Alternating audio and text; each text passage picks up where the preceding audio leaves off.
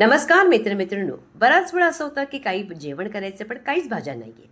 त्यासाठी एक उत्तम पर्याय ते म्हणजे पारंपरिक पद्धतीने आज आपण बनवूया शेंगोळे. खायला अगदी अप्रतिम लागतात आणि ते सुद्धा आपण बनवणार झणझणीत असे. तर चला, जास्त काही न बोलता पटकन आपण या रेसिपीला सुरुवातच करूया. सुरुवात आपली होणार आहे वाटण बनवण्यासाठी. आपण घेणार आहोत 2 चमचे मोठे सुकं खोबरं. हलकंसं मंद आचेवर छान असं अगदी भाजून घ्या. या खोबऱ्याने काय होतं, थोड्याशा वाटणाला थोडासा दाटपणा येतो. म्हणजे त्यामुळे आपला एकदम पातळ नाही, थोडंसं आणखी चवीलाही लागतं.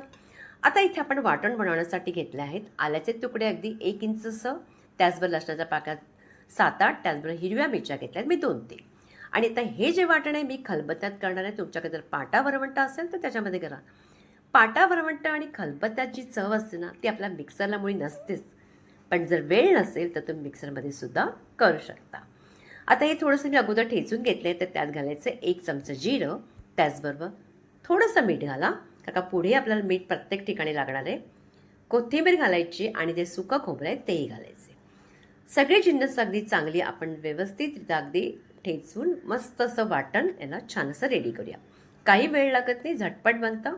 तर बघा, आता हे वाटण रेडी झालं आहे. आता या वाटणाचे आपण 2 हिस्से करायचे. कारण का तुम्ही पूर्ण हवं असंच घालू शकता, पण ते कशासाठी मी 2 हिस्से करणार तेही तुम्हाला सांगते. आता अगोदर अर्धं वाटण मी पुरेपूर जास्त प्रमाणात फोडणीसाठी ठेवणार आहे आणि फक्त 1 चमचा बाजूला ठेवणार आहे. त्यानंतर आपण हे जे खलबत्त्याला थोडंफार जे वाटण लागलेलं आहे त्याच्यामध्ये पाणी घालायचं आणि वाया आपण घालवायचं नाही. त्याचाही वापर आपण पुढे करू शकतो. आता त्यानंतर हे सगळी रेडी झालं. आता आपण शेंगोळे बनवण्यासाठी पीठ लावून घेऊया. सगळ्यात अगोदर आपण इथे घ्यायचे अर्धी वाटी ज्वारीचं पीठ, अर्धी वाटी गव्हाचं पीठ. तुम्ही पूर्णसुद्धा ज्वारीचं पीठ घेऊ शकता किंवा पूर्ण गव्हाचं पीठ घेऊ शकता. बेसन घातलं आहे ते 3 चमचे, म्हणजे अर्धी छोटीशी वाटी. जे हे वाटण तुम्हाला म्हटलं ते मी ह्याच्यात घातलं आहे शेंगोळे बनवण्यासाठी. जराशी हळद घालायची, त्याचबरोबर लाल तिखट. नंतर आपण त्याच्यामध्ये घालायचे थोडेसं धणेपूड, हिंग अर्धा चमचा घालायचं आहे. त्यानंतर थोडंसं चवीपुरतं मीठ. शेंगोळे बनवताना थोडं मीठ घातलंच पाहिजे. मीठ घालायचं आणि ओवा थोडासा हातावरती चोळून घ्या, कारण बेसनही घातलं आहे म्हणजे ओवा घाला आणि चव छान लागते, तेही घालायचे. घातल्यानंतर त्यानंतर आपण त्याच्यामध्ये घालणार आहोत थोडंसं 1 चमचा असं आपण घालायचे तेल. आता ही सगळी जिन्नस झाली आहेत. आता आपण पिठामध्ये सगळं अगोदर व्यवस्थित मिक्स करून घेऊया. त्यानंतर तुम्हाला मी म्हटलं की खलबत्त्यात जे आपण पाणी ठेवलं तर त्याचा वापर मी इथे करते. हवं असल्यास तुम्ही त्या फोडणीमध्ये करू शकता. तर इथे आपण हे पाणी घालून आता ह्या पिठाला चांगलं अगदी व्यवस्थितरित्या मळून घ्यायचं आहे. आता मात्र इथे लक्षात ठेवायचं, जेव्हा तुम्ही पाणी घालाल ते मात्र जास्त पाणी घालून पातळ करू नका. पातळ जर केलं तर शेंगोळे आपले पातळ बरोबर लाटलेच म्हणजे आपले होत नाही. तर आपण जेव्हा त्याला रोल करतो ना ते मात्र बरोबर होणार नाही. किंवा तुम्ही जर जाडसर म्हणजे अगदी घट्ट असं पीठ केलं तरी ते जेव्हा तुम्ही पाण्यामध्ये घालाल तेव्हा काय होतं, ते तुटू लागतात. म्हणून मध्यम असं आपण अशा पद्धतीने पीठ लावून घ्यायचं. तर बघा, पीठ लावलं गेलं. फक्त मी याला 2-3 मिनटं झाकून ठेवलं होतं. 2-3 मिनटानंतर आपण आता पीठ पाहूया. पीठ छान झालं आहे. आता पटकन आपण शेंगोळे बनवायला सुरुवात करूया. शेंगोळे जेव्हा आपण बनवतो ना तेव्हा असा एखादा गोळा उचलायचा. तुम्ही पोळपाटावर, मी त्याच्या चॉपिंग बोर्डवरतीच घेतलं आहे. तर अशा पद्धतीने आपण त्याला पूर्णपणे रोल करून घ्यायचं. असं लांबसर असं रोल करून घ्या त्याला. तर आता हे चॉपिंग बोर्ड ना मला थोडंसं लहान वाटतं आहे.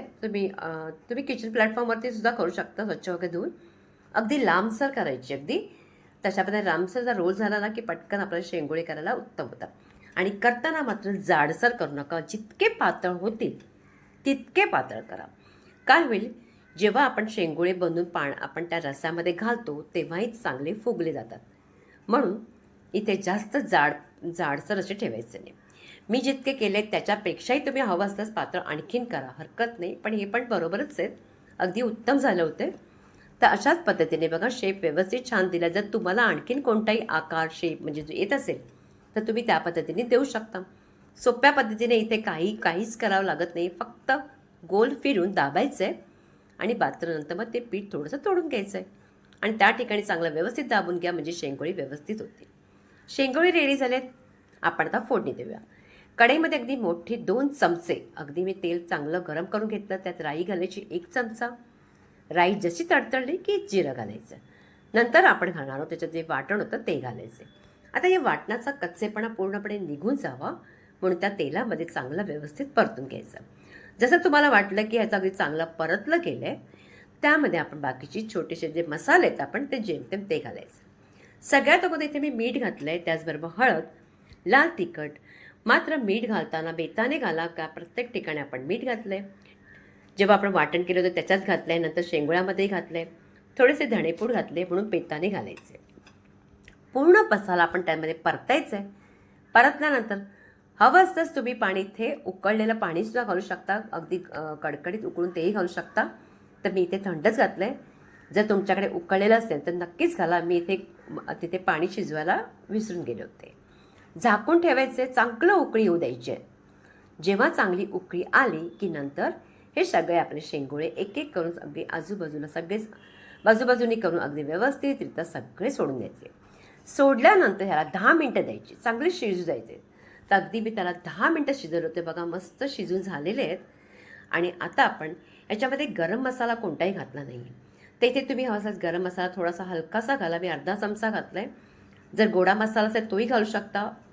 तर आता 2 मिनटं मी आणखीन शिजवले आणि आता आपले शेंगोळे मस्त रेडी झाले. कोथिंबीर घातले, झणझणीत झालं. हिरव्या मिरच्यांची चव, त्यात मसाल्यांची चव आणि अगदी पातळचं असं मस्त लागतं. काहीच करायला नको, नुसते शेंगोळे खाल्ले तरी पोटभरीचं अगदी आपलं जेवण होणार आहे. आता पटकन आपण याला सर्व करूया. बघा काय मस्त आपले शेंगोळे झालेत, कुठेही तुटलेले नाही, व्यवस्थित झाले. कारण का आपण शेंगोळ्याचं पीठ अगदी व्यवस्थित केलं होतं आणि आपला हा रस्सासुद्धा अगदी झणझणीत झालेला आहे. तर तुम्ही अशाच पद्धतीने करून बघा. जर तुम्हाला रेसिपी आवडली असेल तर जास्तीत जास्त लाईक करायचं आहे, प्रत्येकाकडे शेअर करायचं आहे, शॉर्ट व्हिडिओ पाहायला विसरायचं नाही आहे. पुन्हा भेटायचं आहे आपण एका छानशा रेसिपीबरोबर.